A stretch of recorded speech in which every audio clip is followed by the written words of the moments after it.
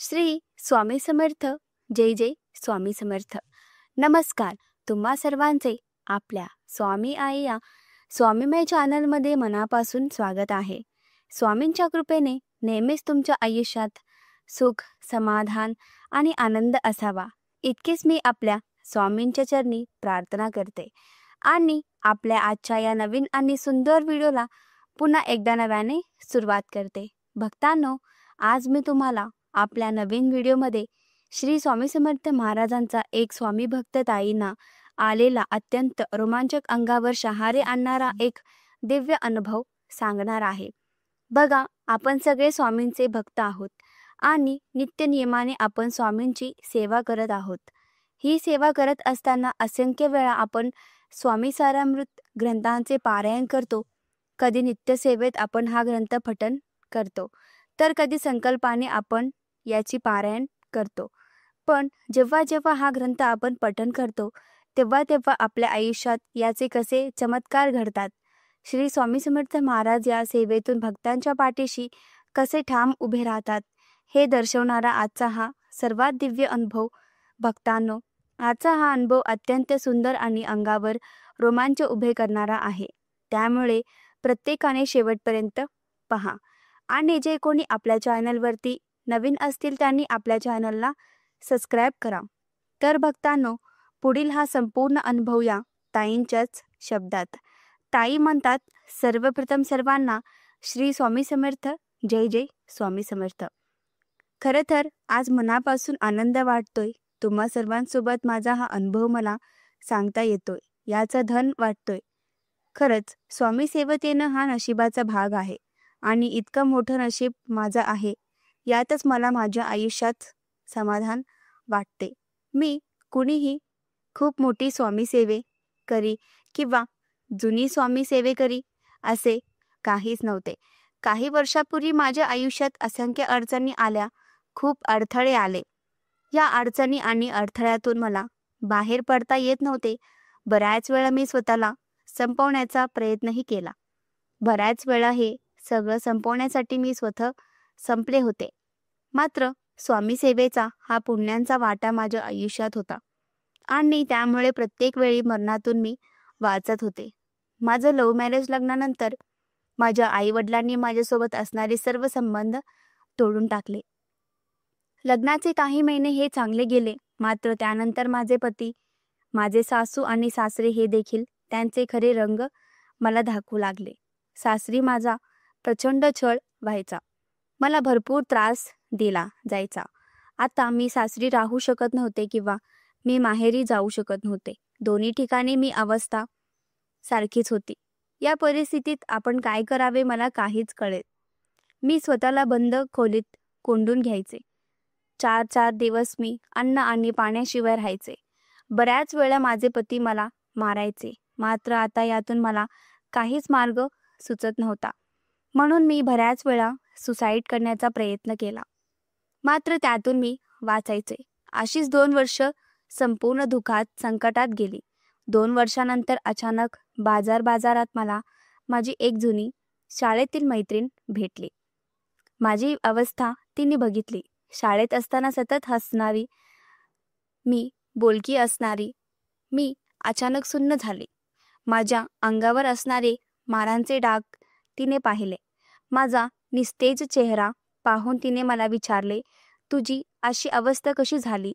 तिलाही दुःख वाटले. तिने विचारल्यानंतर मला खूप रडू आले. माझी सगळ्यात जवळची आणि माझी सगळ्यात जुनी मैत्रीण तिचं होतं. खरं तर तिला भेटून मला थोडंसं समाधान वाटले.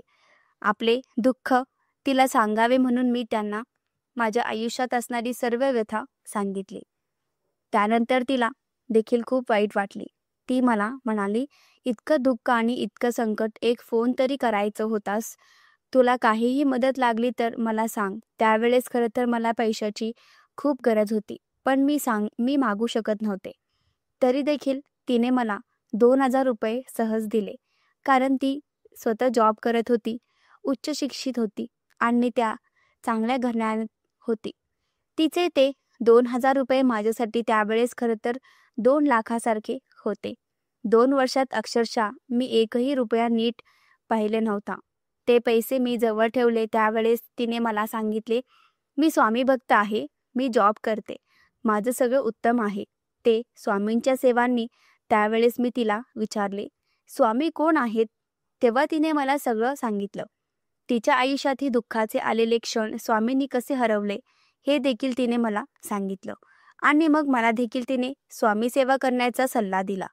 तिने मला सांगितलं, इथून अर्धा तासावरील एक स्वामींचा छान मठ आहे, तिथे गेलीस तर महाराजांची मूर्ती किंवा फोटो घे, तो घरी घेऊन जा. सोबत तिने मला गुरुचरित्र आणि सारामृत पारायण करायला सांगितले.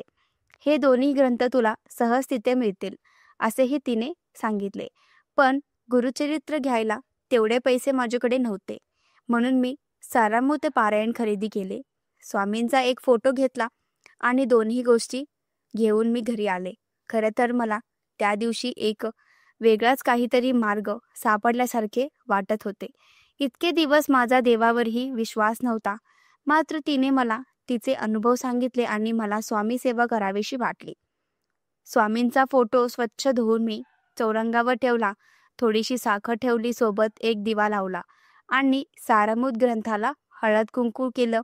त्या दिवशीही माझ्या पतीनं मला भयंकर त्रास दिला, त्यामुळे त्या दिवशी मी पारायण नको करू असे ठरवले.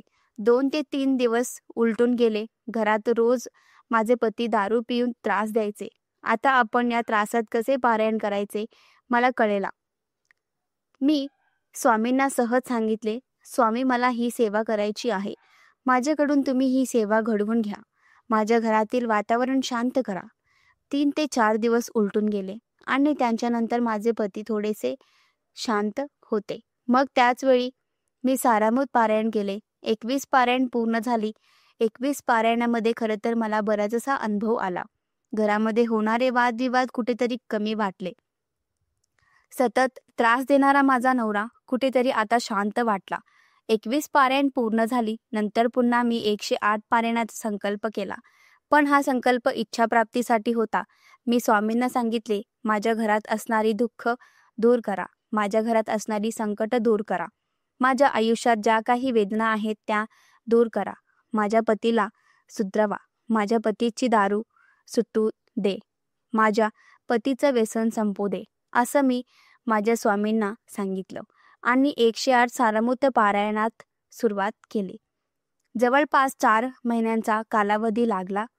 तुम्हाला सांगते, या 4 महिन्याच्या कालावधीत माझे आई बाबा जे माझ्याशी 2 वर्ष बोलत नव्हते, या 4 महिन्यात कालावधीत त्यांचा फोन आला आणि माझे आई बाबा जे आहेत ते मला भेटायला आले. माझे पहिली इच्छा पूर्ण झाली. त्यानंतर माझे पती जो पूर्ण व्यसनधीन झाला होता, त्यांची दारू कमी झाली. 4 महिन्यामध्ये तो 20% दारू प्यायचे. जो दारू पिऊन मला त्रास द्यायचे, तिथे आता पूर्ण त्यांची दारू सुटली. पुढच्या 6 महिन्यानंतर ती 20% पीत असणारी दारू देखील सुटून गेली आणि जवळपास फक्त 8 महिन्यामध्ये माझे पती हा निर्व्यसनी झाला. जिथे माझी सासू मला सतत त्रास द्यायची, मात्र जसा सेवा सुरू केला तशी माझ्या घरातील सगळीच लोक माझ्याकडे खेचली जाऊ लागली, माझा आदर सत्कार करू लागले. माझ्या घरातील सर्व लोक माझ्यावरती प्रेम करू लागले. याच दरम्यान मी प्रेग्नेंट राहिली. त्यामुळे प्रेग्नेन्सीमध्ये घरातल्या सगळ्यांना माझी काळजी वाटायची. सगळेच लोक माझ्यावर प्रेम करायचे. आता माझे 108 पारायण पूर्ण झाली आणि या पारायणाने माझ्या आयुष्यात सोन्यासारखे दिवस आले. त्यानंतर पुन्हा मी ही सेवा सुरू केली. त्यावेळेस मी 51 पारायणाचा संकल्प केला. 51 पारायण पूर्ण होण्याच्या अगोदरच मला एक मुलगा जन्माला आला आणि ज्या दिवशी त्याचा जन्माचा दिवस होता तो देखील गुरुवारचा होता. त्यामुळे मग माझे पती आणि माझे सासू हे दोघे देखील स्वामींची सेवा सुरू केली आणि त्यांचाही स्वामीवरती प्रचंड विश्वास. आता संपूर्ण घर स्वामीमय झाले. घरात सुख आले, आनंद आला, सगळं छान झाले.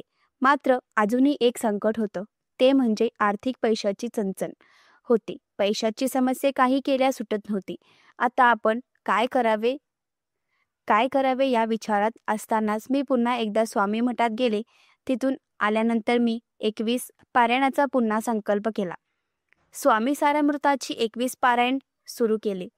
त्यामधील तिसरा पारायण म्हणजे तिसराच दिवस होता, कारण मी दिवसाला एक पारायण करायचे. आणि बरोबर तिसऱ्या दिवशी माझ्या पतीने सांगितलं की आपण एक छोटीशी खानावळ सुरू करू. आपल्या आजूबाजूला आता छोटेसे प्रोजेक्ट येत आहेत, तर आपण तिथल्या वर्कर लोकांसाठी खानावळ सुरू करू. मी सुद्धा त्यांना हो म्हटलं. आमच्याकडे त्यावेळेस काहीच पैसे नव्हते. माझ्या गळ्यात असणारं मंगळसूत्र आम्ही गहाण ठेवलं. त्यातून जे काही पैसे आले ते पैसे आम्ही एकत्रित जमा केली आणि त्यातून आम्ही छोटासा व्यवसाय सुरू केला. छान आमची खानावळ सुरू झाली. खानावळीच नाव आम्ही स्वामी समर्थच ठेवले.